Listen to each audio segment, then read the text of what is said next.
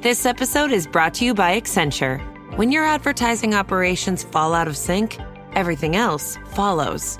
Spotify and Accenture are working together to reinvent the rhythm of ad sales, using automation, analytics, and smarter workflows to simplify campaign delivery and access better data across the business. The result? Less time spent on operations, more time connecting brands with the moments and fandoms that matter most. Learn more at accenture.com/Spotify.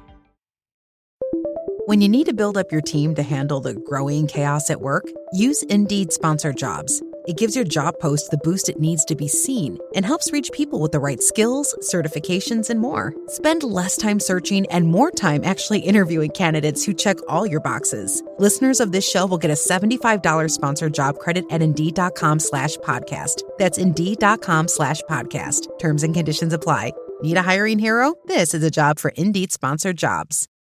This podcast is part of the Robots Radio Rocket Club, a program designed to help all podcasts reach their full potential. For information about joining the Robots Radio Rocket Club, check out robotsradio.net. Welcome to Holocron History, Star Wars Canon versus Legend. Join us as we take a deep dive into the lore of the Star Wars universe. Welcome back, one and all, to Holocron History, Star Wars Canon vs. Legends, where we take a deep dive into the Star Wars lore between canon and legends. I'm one of your hosts, Ben of Temeria, and you might be wondering why you don't hear Austin or Teacup's voice during this intro. Normally he does the intro. Well, he is busy this week with work, with day job stuff, so I will be solo running this episode, but I do have one of our patrons with us today because it is our patron week. Kodojo, how are you doing? Hello there. I'm doing just fine. Awesome. And this week we kind of just we're going pretty loose. We're going to be discussing Star Wars news. We might just chit chat with random stuff going on, what's going on. So yeah, it's going to be a pretty loose episode this week. So, with Austin not being here, I didn't really have any other ideas to do for a Patreon episode. So, yeah, we'll go with that. So, first and foremost, we haven't discussed this yet on the show, but we had an Acolyte trailer for Star Wars The Acolyte, which premieres in about 2 months from now. Yeah, roughly. Roughly. It'll be June. I believe it's June 2nd is when it premieres on Disney Plus. It's going to be a 2-episode premiere. Yeah, June 2nd? 4th. June 4th. June 4th. My bad. June 4th is when it comes out. With 2 episodes to premiere. We don't know how many episodes it will be. I'm assuming it's going to be probably between 8 to 12. That's typically what Disney Plus shows run for, is around in that range. Hopefully 12. I'm hoping for 12, because we get to see High Republic era in live-action format for the first time ever. I am super pumped. Extremely pumped for it. And, what about you, Dojo? I know you're a big fan of the High Republic novels, so what was your take on the trailer? My take on trailer is interesting. I posted in the Discord the timeline of events concerning the High Republic. And the Acolyte takes place about 100 years after Phase 3. So this is well after that particular phase, but it's going to be interesting because this is the part where the Jedi are sort of retreating back into the inner core and back to the main temple. Right. Being fearful of the bigger galaxy, as it were. Right. Now, for listeners who don't know, here, let me go to the photo you shot. I saw. So we have the main story. So part of the Phase 2 was 382 BBY. Yeah, and I would like to point out the picture I posted has ABY for some reason, right. not BBY. Right. And then we have phase 1, which will be in 232 ABY or BBY. And then we have phase 3, which is in 229 BBY. So we have phase 2 was the weird one where they did it. Say, hey, this is the prequel to all the events that happened in phase 1. And it threw me off when I was listening and reading the books. It's like, wait a minute. This is what? to be fair, that's what George Lucas originally did. He did the original trilogy, which is episode 4, 5, and 6. Right. And then he switched it up to go back to episodes 1, 2, and 3. Right. And then phase 3 is like 7, 8, 9, where they went back to the present day / future. And then the Acolyte, so phase 3 is in 229 BBY. The Acolyte show is in 132 BBY. Yeah. And that sort of raises a question for me. Because one of the characters that you mentioned, Vanessa Rowe. Vanessa Rowe, I'm wondering about her species, because she'd be 115 years old at this point. Because she became a Jedi Knight at 15 years old. And if this is set 100 years after the phase 1, that would make her like 115 years old. So she is a Maryland. And let's see, her species. Does it show a lifespan on their species?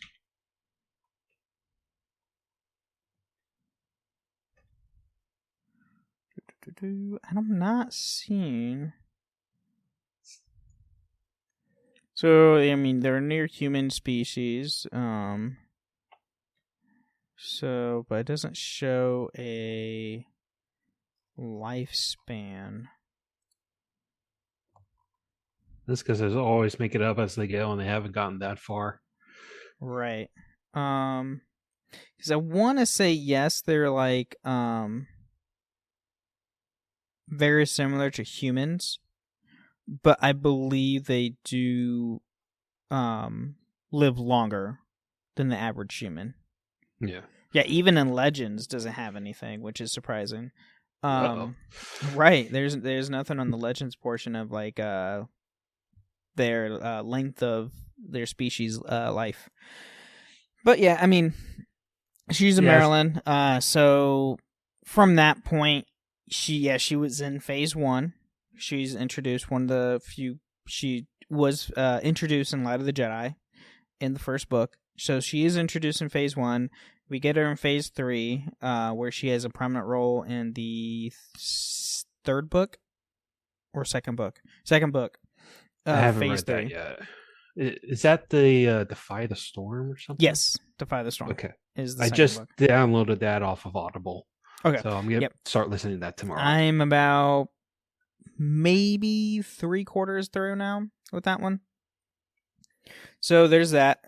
But yeah, she is going to be one of the main characters that we will see. She will be the only character from the High Republic novels that we will see in Acolyte.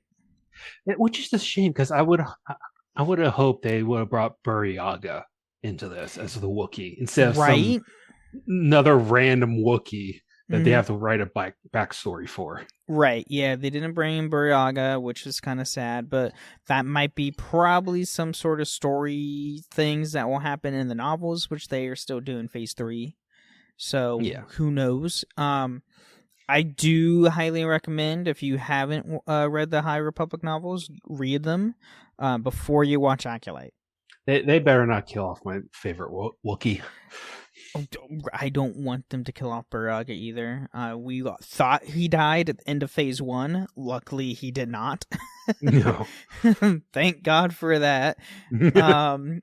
But regardless, it's going to be an interesting show. for sure. They said there's going to be a lot more in-depth lore with the Jedi and the Sith specifically. So we're going to see more things more in twists that we weren't probably not expecting. Yeah. And I know a lot of people, there's a lot of controversy with the show, specifically how like the Sith are in it. But the show is called Acolyte. Specifically, Acolyte is a term for an apprentice of the Sith or dark side wielder. Yeah, sort of more of a mystic side of the Sith, as it were. And I mean, it's 100 years before Phantom Menace. So they like, yes, well, Sith existed. Here's the thing. At the end of episode 1, during Qui-Gon's funeral, Mace Windu and Yoda says, the Sith have returned. Two there are, no more nor less. Which one was killed, the master or the apprentice? So they know the Sith are out there. Exactly. It's not like they at least were... those two. But here's the thing. They also openly denied the Sith have returned during the council meeting with Qui-Gon. Right. They were bold-faced lying to his face. Like, no, they're not back. No, they're deniers. It's like the flat. And then until after the Earth's not round. The Earth's not round. And and until you get to after Qui-Gon's death, and it's like, yep, they're back. We were wrong. Darn. We should have listened. I think the Acolyte show might focus more on the female character in the purple robe and that middle chest plate. I don't know her name yet. Yeah, I don't think we have a name for her yet. She could be sent on a series of trials by the current Sith Lord to teach her or train her or see if she's worthy to become a Sith. And that's the other thing. We don't know where or who the Sith is. Is it Bane? Is it Plagueis? Is it someone else entirely different? We don't know. And my thing is, since this is still in the High Republic era, what happened to the Nihil? What happened to the Nameless? Like, these are questions pop in my head. I was like, what happened to all this stuff that they were dealing with? And they're not going to touch that in the show. Yeah, I know. They'll probably reference the Nihil, and they'll probably reference the stuff, but they won't deal with it directly. I know there's a Dr. Aphra comic where they talk about the Nihil for a little bit, specifically their specialized hyperdrive engine that she was after, but that was pretty much all they talked about. Right. It says, oh, well, the Nihil was here, and then, yeah, okay, let's move on. Yep, we got that. And then also Jedi Survivor has a Nihil reference, and specifically with Dagon because he's from the High Republic era. Yeah.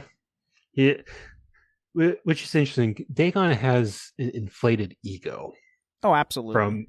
From the things like, I can take them on. I can make this place a great Jedi temple. I can fight the Nihil. And then all of a sudden I can't remember her name, says, no, you're nuts, buddy. Go to sleep. Put you in back a tank for over 100 years. See how that goes. Right.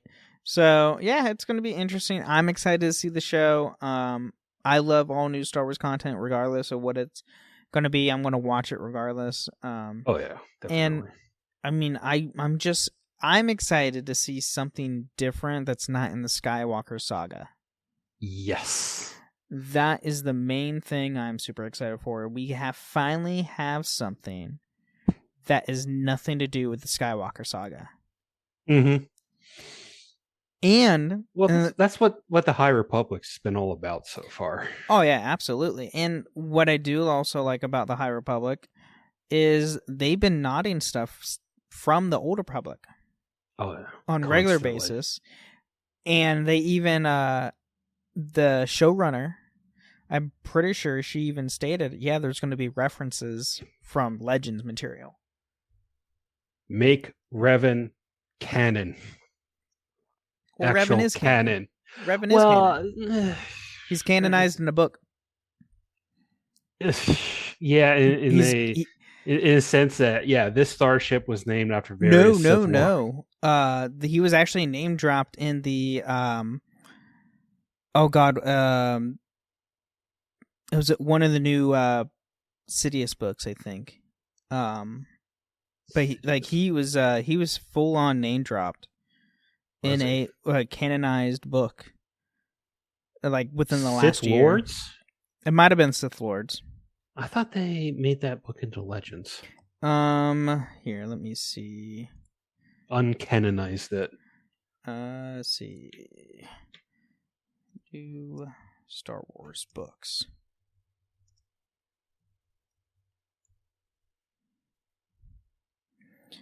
Oh, no, it is a canon novel. Lords of the Sith. Lords of the Sith. That's the one.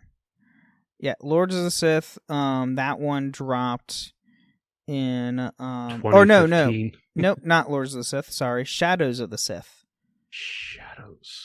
Shadow of the Sith is the book that came out in 2022. It deals with Luke Skywalker, Lando Calrissian, a novel set between Return of the Jedi and The Force Awakens. And in this book, Revan is specifically mentioned. Was it? I've listened to this book once, like a long time ago. Was it? Yeah, like 2 years ago I listened to it. I don't remember it. Mm-hmm. He's name dropped in like just once or twice in the book, but right there is a full connection to where Revan is a canon character. Now, he's only canonized in name alone, sadly. So we don't have any of his story. We don't know his accomplishments. We don't know any of his feats, but he is at least a canonized character. Yeah.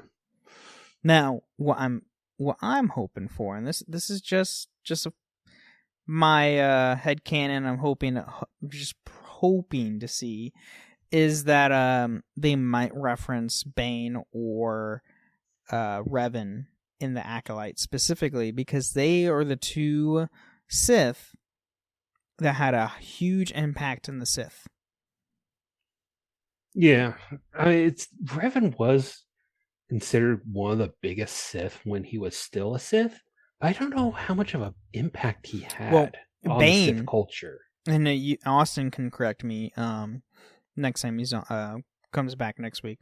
But Bane used a lot of material that Revan had and teached and created for his Sith Empire.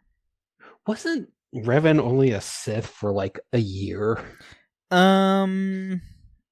Maybe 2 before he got... I can't remember how long he was a Sith for. It wasn't like a huge chunk of time. But yeah, but I was going to say, he made more of an impact on Sith than Sidious did. Other than wiping out absolutely. The Jedi. But which the Sith have done multiple times to the Jedi. And failed multiple times. Yeah.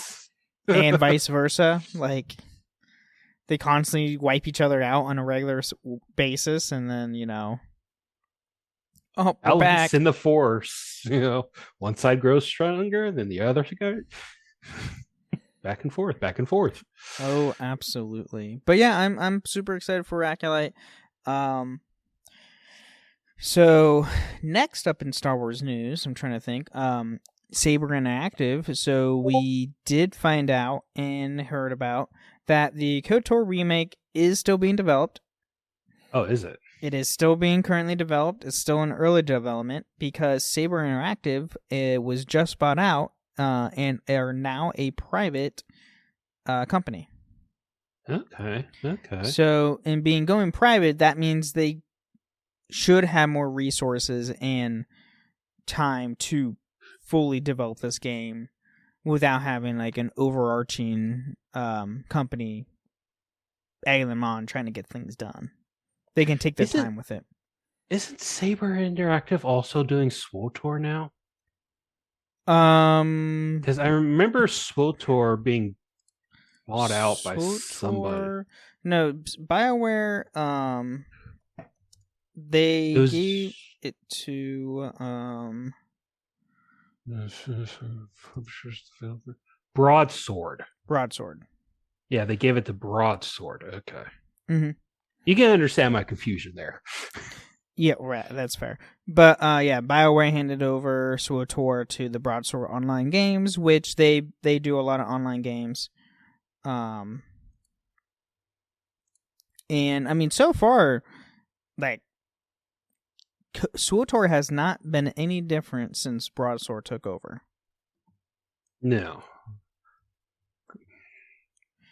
Not that I can tell, but I don't know how long they've had SWTOR and they've had it changes. for at least well over 6-7 months. Yeah, Broadsword Games, they are now with Star Wars. I'm trying to see what other games they developed. Oh wow, they have Star Wars: The Old Republic. You have Ultimate Online and Dark Age of Camelot. Wow, that does not sound promising. Funny enough, though, they mainly deal with like MMOs. Like that's all they do. Yeah, but when was the last time you heard of Ultima Online? Well, these games are also fairly old. Yeah. Thing is with Release 1997.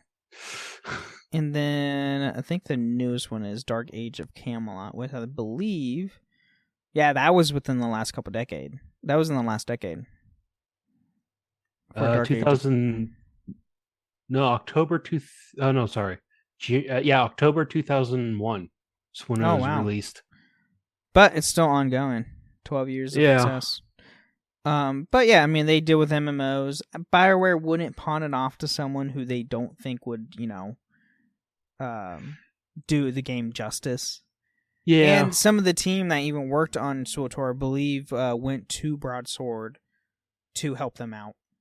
Yeah, but at some point, I'm figuring, unlike WoW, they might have to end the story of SWTOR if they want to reboot the Old Republic. Or otherwise, they're going to have to make the entire SWTOR canon. I mean, they can have a Legends game ongoing with them bringing back Old Republic into canon. They could still do that. Yeah. Or, or they could just, full on canonize Old Republic and everybody would be extremely happy. And that would be a very good thing. Like, I won't complain. Yeah, it's definitely nothing to complain about, SWTOR. I mean, it's got so much rich history in it. Oh, absolutely. And the game is so massive, you won't get bored with it. And the best thing about it is they constantly update it. A new season just started not long ago, to where you can get a stronghold through the Galactic season for this current season. Okay. So, yeah, I mean... And for those of you wondering, a stronghold is essentially just a really big apartment. Yes, exactly. A stronghold in SWTOR is a home base for you. You get to fully decorate it, all the 9 yards. I have a lot. Tatooine. There's about a dozen of them now. Jeez, yeah. And then there's the big ships as well, the capital size ships. Yep. Those are only for guild, though. Yeah, those are only for guilds. The flagships are only for guilds. So, like, for instance, I have the Drummond Koss apartment, the Coruscant apartment. Both of which are free. Those two. Both are free. Well, or just like a couple grand of credits, which is like super easy to get. Yeah. An hour or two you're in. And then I have the Tatooine apartment or homestead. I have the Yavin 4 Jedi Temple or the Yavin 4 Temple stronghold. I made it into a Jedi Temple. And then I have like one or two more. Yeah, there's an episode for you, Yavin Temple history. Right. Yeah. And then you can get a stronghold in the New Galactic season. Weapons, mounts, and all that stuff. Normally, the last few seasons they've done companions that you can get for free. But for this season, they are doing a stronghold instead, which is interesting. But they did add in a bunch of cool new items based on Ahsoka and a Mandalorian. They added new curved hilts that are similar to Ahsoka. Yeah, I think I saw your stream on that. I love the sounds they make because it sounds amazing. They have, Sabine. They have her style gear. But mishmash of colors. Yep. But like my favorite, I think, from that stuff was so with my bounty hunter, they did a Mandalorian mercenary like outfit for in the cartel market that I got, and it's really cool because there's a the visor comes down when you go into combat, and your wrist there's like a wrist launcher that extends when you go into combat, which is really cool.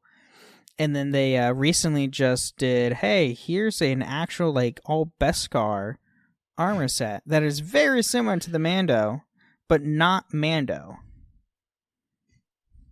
Because all the stuff they have in the game is like, hey, this stuff is very similar to these characters, but they're not like a copy and paste of these characters. Uniquely distinctive, so that way we don't get sued. Well, I mean, still in Star Wars, like they wouldn't get sued anyway, regardless, because it's still all owned by LucasArts and Lucasfilm. If I ever get a chance to ask Dave Filoni, one question is, will you make SWTOR canon? And if not, why won't you? No, this is the question. Dave Filoni, why won't you make Star Wars? Why won't you make SWTOR canon?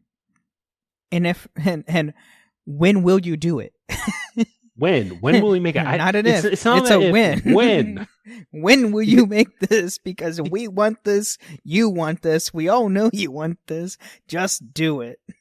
Because that would be a very good time period to set various games and even tabletop RPGs, because you can have multiple Jedis going around. Absolutely. It would make more sense during that period than, say, during the Empire. Yeah. Sidious's Empire. Did you ever play Star Wars Galaxies when it was out? No. When I was growing up, I literally lived in the middle of Hickville. Okay. Nowhere. Same as me. I never got to play it because I live out in the boonies. I still do. But now we have Wi-Fi. Now we have actual good internet, not dial-up when I was growing up. Because that was terrible. But so in Star Wars Galaxy, it's set in the original trilogy. You play as you can play as any like of the roles in the galaxy except for a Force user. Now, eventually, they did add in Jedi as a class that you can play as, but it was also a class you don't want to play as, because bounty hunters will physically take you down just to get a bounty off of you. Funny thing is, I remember an article saying when they introduced Force users, it apparently broke or ruined the game. Yeah, it did. Because you have to, if I remember the article correctly, you had to max out a certain skill or tree branch or whatever like 3 times, and then you become a Jedi. Something like that. I can't remember exactly. But it's weird, but it was something weird, and all of a sudden everyone just started becoming Jedi. Yep, exactly. Yeah, and it just broke the game, and then that kind of like killed it. And that was like that was an MMO before SWTOR, and then we got SWTOR, which SWTOR is great because it's mainly story driven. Yes, you can play with friends, but you can totally play as a single player game because that's exactly what I do. I think there's somebody running private servers for that game. Galaxies, yes, there is the Star Wars Galaxy Restoration, which is a closed server. It's not closed server, but you can download it and play it. I tried it out, and it was meh to me. People still play it, but it's just I'm sure people who originally play it would love it, but someone like me who didn't play in the past would try to play it. For me, it would be like, how do I do this? What does all this do?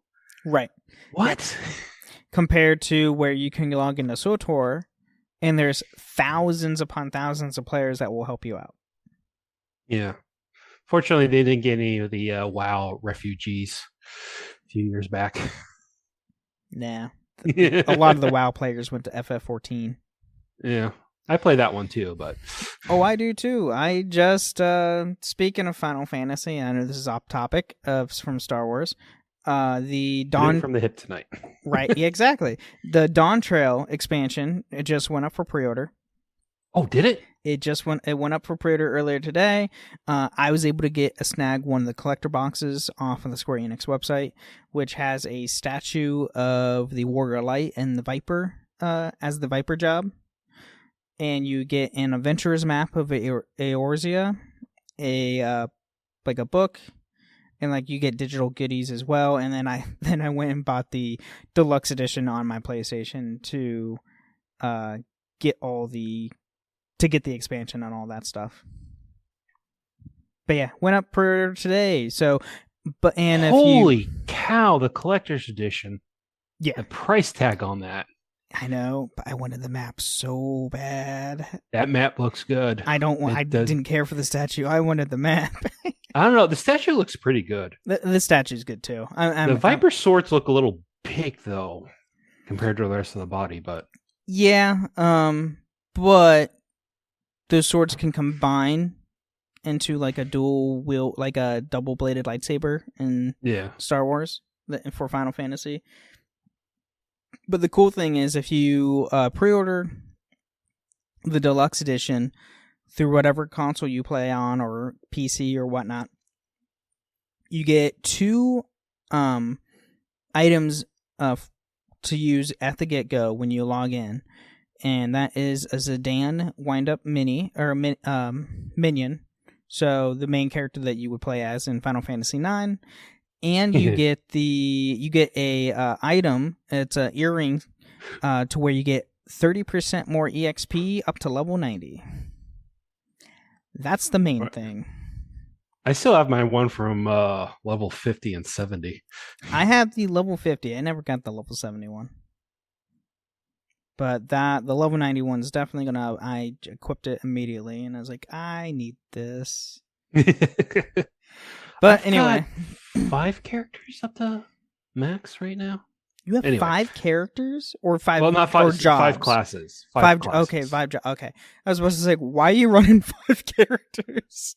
There's no need. Sorry, I'm used to WoW and that's fair. SWTOR, different characters. But... Right, and everybody listening, the one main difference with SWTOR with Final Fantasy 14 is in SWTOR, when you create a character, you are locked into a class. Now, they did add to where you can change your combat style, so you don't have to have the same combat style now.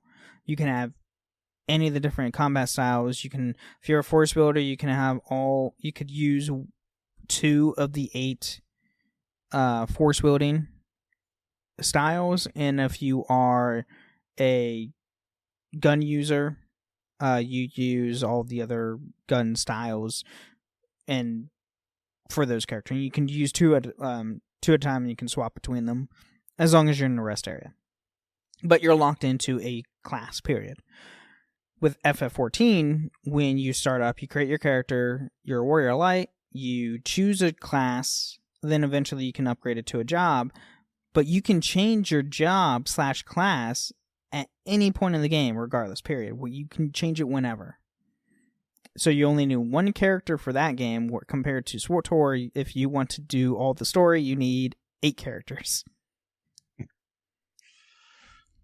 Yeah, that was a drag. Anyway. Yeah. Back to Star Wars. Back to Star Wars. I know I'm on a Final Fantasy kick. New Star Wars topic. My turn. Okay. During the State of Unreal 2024, the announcement of Star Wars Hunters. Oh, yes.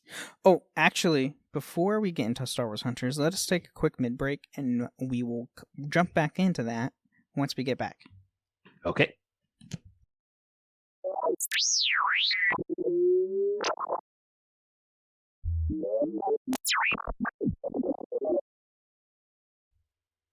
All right, welcome to the mid-break of the show where we talk about everything with the podcast that has nothing to do with the lore of Star Wars. Here, I want to thank all of our patrons for supporting us. Thank you so much. Thank you, Kodojo, for joining me tonight. And if you want to support us that way, you can go to patreon.com/holocronhistories, where you can get ad-free episodes or join us on the show like tonight. You can also support us on Apple and Spotify. You can leave a 5-star review on Apple with some words. We'll read that out loud the next time on the show, as well as a nice Spotify comment, which we do have one this week. We have one from our Industrial Automaton episode from Jedi of Time. Thanks for reading my review. How come Padme has Anakin's droid C-3PO and Anakin has Padme's droid R2-D2? ? That is a good question, and I feel like it's probably something to do with their love. Oh, I can answer this. Okay. I'm sorry. I can answer this. Go right ahead. During the original Clone Wars animated series, Anakin sent C-3PO over to Padme as a protocol droid since she was a senator and she didn't have one. And in return, she sent R2-D2 off to Anakin to reciprocate that. So it's essentially what I want to think as a wedding gifts to each other. Since he was going to be off in a war, he would need an astromech droid for his fighter, and she would need a protocol droid since she's a senator. Ah, there you go. See, that great response there. Thank you, Dojo. And you can also find us on a few different Discord servers. You can find us on the Robots Radio Discord at robotsradio.net, as well as my own Discord server, the Ben and Friends Podcasting Discord, which are in the links provided below in the episode description. So go join those. It's a lot of fun. We talk about a bunch of random stuff. I know in my Discord, a lot of people are getting into Monster Hunter again. So people are talking about Monster Hunter, which is fantastic because I've been playing that game for over 15 years. That series.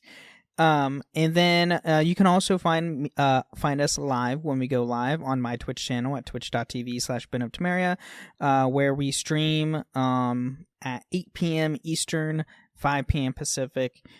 Go join us live in the Twitch chat. We can answer questions while we're doing the show, interact with us while we're talking. It's a lot of fun. Other than that, you can and a few other Discord servers. There's the Cups Podcast and More Discord. I almost forgot about that one. So many Discord servers. But other than that, that's about it. So let's get right back into the show.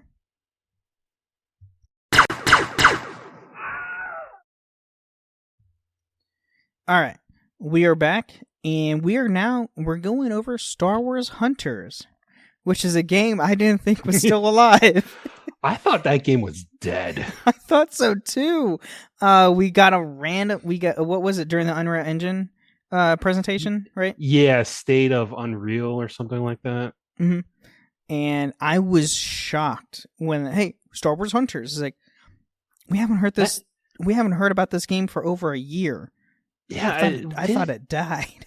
Was it first announced like over 3 years ago? Yeah, because it was announced during a Switch presentation because it was going to be on the Switch. Yeah, and then it just died. No news came out about it, and then I heard somewhere randomly that they did play testing somewhere in Southeast Asia. Oh, okay. And then that was the last I heard about it, and then all of a sudden, I'm seeing on YouTube that, Star Wars Hunters on Unreal Engine gameplay. What? What is this? I need to watch this. Yeah, that happened. And if nobody knows, Star Wars Hunters is going to be, it's basically a MOBA. It's an arena fighter with you on a team of other players trying to complete objectives and whatnot to defeat the other team and all that fun stuff. So if you play like League of Legends or Pokemon Unite or something like that, it's going to be similar in that style. Yeah, based off the looks of it. And then they do have one Sith and one Jedi, but the Jedi is Jedi a in quotes. Jedi. It's a droid who thinks he's a Jedi. But he's not a Jedi because he's a droid. But there's an actual like dark side user. We don't know if she's Sith, but we also don't know where in the timeline this takes place. I don't think it does. I mean, based off the looks of it, it might be after the fall of the Empire. Probably. That's what I'm at. That's what I would think. Or like, but I don't think this is going to be a canon game by any means. Maybe, maybe not. I don't know, because with what Disney has done since taking over Star Wars, everything that has come out since the takeover and on has been canon, regardless of what it was. Unless it's a re-release of Legends material where they specifically have the Legends title in the like on the novel or something like that. That's the only time I've seen them do Legends stuff. But I would imagine it's in canon. I would have, like, and timeline wise, I would imagine it's going to be in between 6 and 7, because like that's a 20. It's a 30-year gap in between the two. Yeah. So that's where I would imagine it's going to be. But who knows? It could be somewhere else. It could be in the High Republic for all we know. I can't imagine them letting a Sith walk around. That's true too. In the High Republic. That's a good. Actually, no. Games. That's a good point. I didn't think about that. That's a good point. Or a wannabe. Yeah, Sith. That's fair. Wannabe Sith. Yeah, that's true. Yeah, and also, was it during this presentation? It might have been during this presentation, but there was a tech demonstration where Disney showed off some cute little friends that are coming to Galaxy's Edge.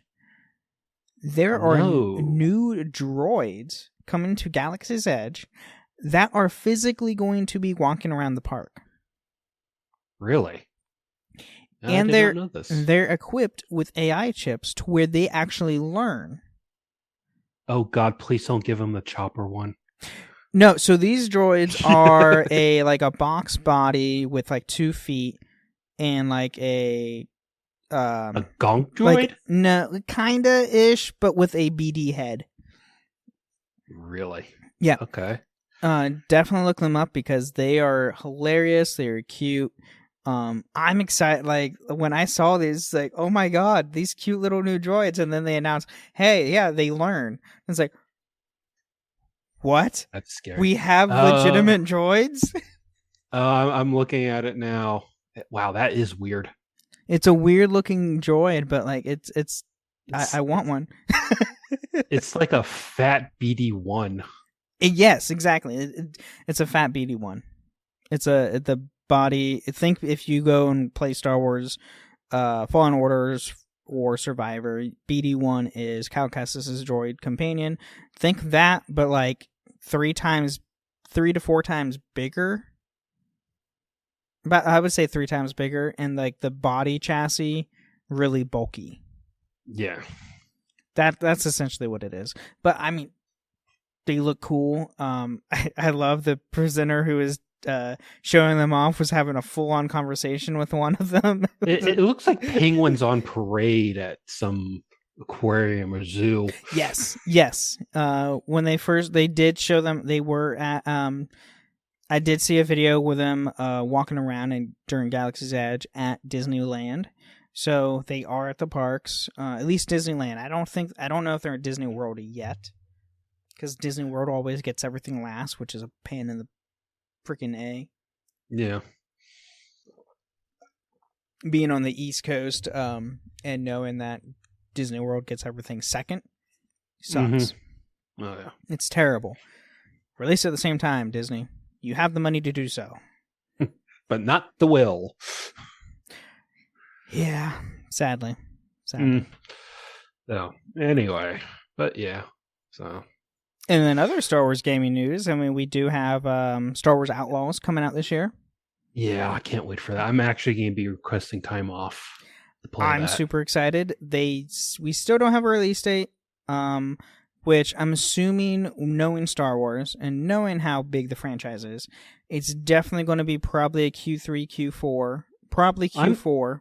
I'm guessing late late October, early November. Yeah, it's probably going to be early Q4, just like how Jedi Survivor was. I'm expecting to see a collector's edition, and that collector's edition better have that ship. Yeah. That's all I want. So, yeah. So, there hasn't been too much. Sorry, I just saw the you just my notice. Your notice. They still. Whoa! You're able to get that collector box? Yeah. What in the world? Oh my god! It took me forever to get that this morning. That's because everyone was rushing. I'm doing it in the evening when everyone's sleeping. Well, I was afraid that it was going to be sold out by now. Apparently not. I rushed for no reason. I tried to get we're getting off topic again, but oh well. Right. The Square Enix store has 2 figurines of Alice and Alphino. Yeah. Oh, the fig art stuff. Yeah. Yeah, but I couldn't get it because they only accepted PayPal, and I don't use that. Oh, really? Yeah. And so, anyway, I was able to find it on Amazon and got it from Amazon. Finally. Yeah, the fig art stuff you can typically find everywhere. It's not like a Square Enix exclusive on their store or anything like that. Yeah. Well, you know what is though? The tabletop RPG. Yes, I need to pre-order that. I am definitely going to be buying that, and I am definitely planning on probably getting a game together at some point. I can join you in that. I'm getting it. I ordered it like last year. It's not coming out till like May. Yeah, okay. That's why I haven't pre-ordered yet, because it was announced last year. It was up for pre-order since last year, and I was like, I'll wait till like it gets a little bit closer, or like sometime I'll probably pre-order here in the next couple weeks. But yeah, if you listen to my other show, Final Fantasy Lorecast, we might do a tabletop sessions for the Final Fantasy 14 tabletop, because that'd be awesome. Get a group together with us hosts and anybody who wants to join. That'd be awesome. Anyway, that's off topic.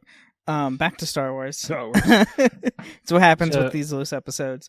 But yeah, Outlaws is going to be awesome. I'm like super excited. We still haven't seen much. We only saw that one gameplay trailer from last year. That was about it. It was what I would say was 15 minutes. 15 minutes of gameplay. Outlaws? Or so? Yeah. Yeah, it was roughly 15 minutes. It was kind of broken up, but yeah. Right. Maybe like 5 minutes of gameplay and then 10 minutes of them talking about it. Okay. Yeah, because we got to see a bit of combat. We saw some like the vehicle, like the speeder chase and everything. And then the piling a ship in and out of atmosphere. Yes, that was cool. Super excited for that, because they full on took that from No Man's Sky. Yeah. Yeah, that or, well, yeah, mostly that. Yeah, I was gonna say Starfield, but Starfield doesn't do that. No, it doesn't. It's just a cutscene, which is fine. It's fine. Starfield is a massive game. It doesn't need an atmospheric landing or descending or landing. Takeoff and descent. Yes. Takeoff and descent. Yeah, thank you. Starfield doesn't need that. The game's freaking massive as is. Yeah. So. But yeah. Gosh, what else can we talk about? I would like to go on a little rant about how Star Wars Rebels has misrepresented Thrawn. Ooh. I finished re-listening. I only listened to the audiobooks, and I highly suggest it. The audiobooks are such top quality. They actually put effort into those things. Oh yeah. I re-listened to the first audio trilogy, which is Thrawn during the Empire with various flashbacks. That is so good. And the Rebels only view him as a villain, which, working for the Empire, yeah, I can understand that. But you don't see why he's working for the Empire.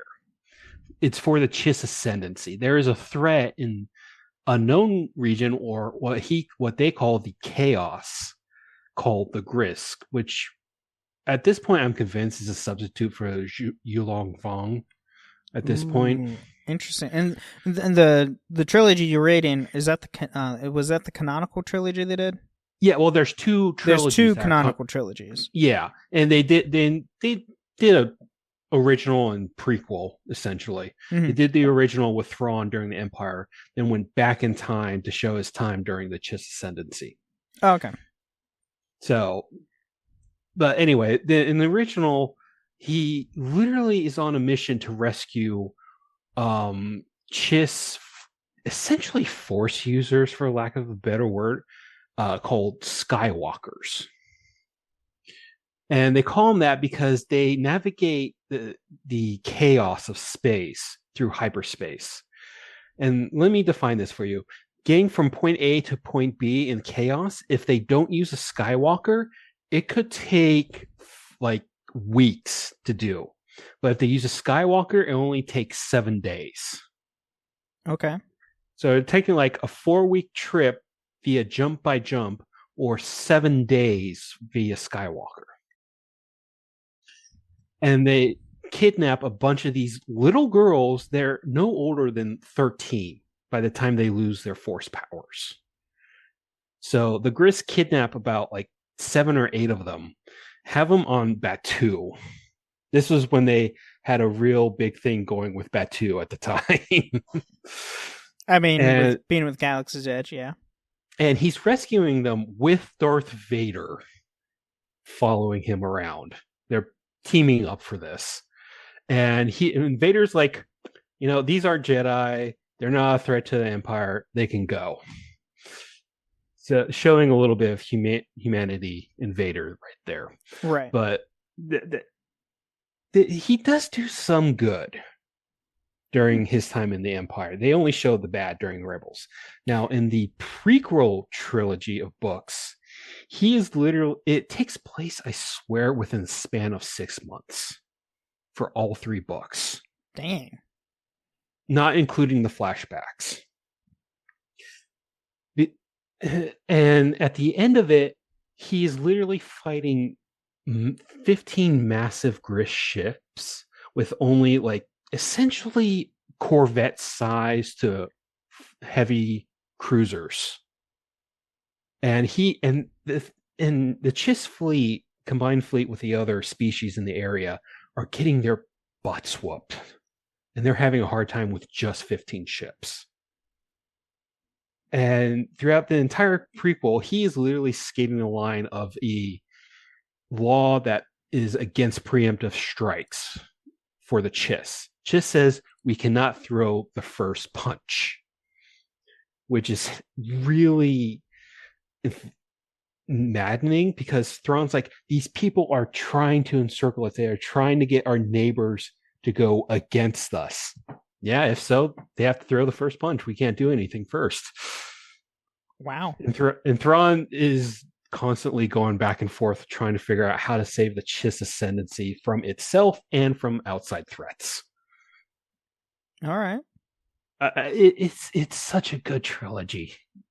And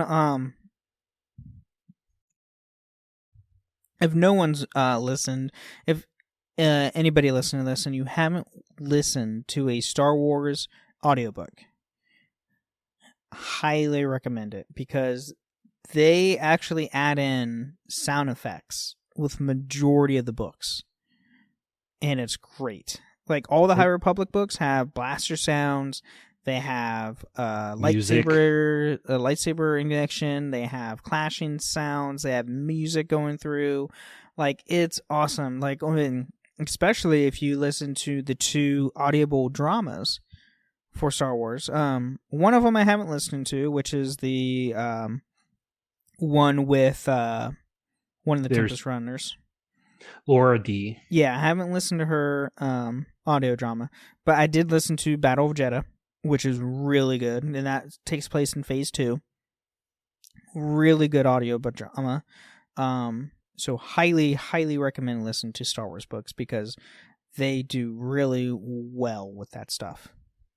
Yeah, they even have original music in there by John Williams, the original composer for Star Wars. Yeah, which, funny enough, he even said, like, like last year is like, oh, John Williams is retiring. And then like a couple months later, yeah, I'm not retiring anymore. Like the dude's in his 90s. Like John Williams is in his 90s. The man loves still doing stuff. It's insane. He loves doing what he does. Job. I mean, that's why I do podcasts. I love what I do, and this is also why, if no one's heard this yet, I am also studying to be a voice actor. I am now with a voiceover coach. I do been doing weekly coaching sessions. I'm on tomorrow would be my, as of recording on Tuesday. Tomorrow on Wednesday is my third session with my coach out of 32. So, but a lot of cool stuff. Say hi to the cast of Critical Role when you get up there. Whenever, if I ever, we'll see when that happens. If that happens, if anybody watching live, if you notice my background's completely different from what it was, I made a PVC cage sound booth. Like I'm in a PVC cage. This is all moving blankets that are sound dampening to get better sound quality for doing podcasts and eventually doing voiceover. So, yeah, fun stuff. It's a lot exciting. But I think that is all we have for today's episode. So, Kodojo, do you have anything to shout out for anybody? No, the only thing I can shout out is go listen to the audiobooks. They are wonderful. Yes. Most libraries have them. Yes. Most libraries have them. You can check them out for free. That is also true. And then you can find me on my other shows, the Final Fantasy Lorecast, the Wizarding World Lorecast, and the Witcher Lorecast. And you can find Austin on his two other shows, the Dragon Age Lorecast and the Assassin's Creed Lorecast. So thank you for listening to Holocron Histories, and may the Force be with you.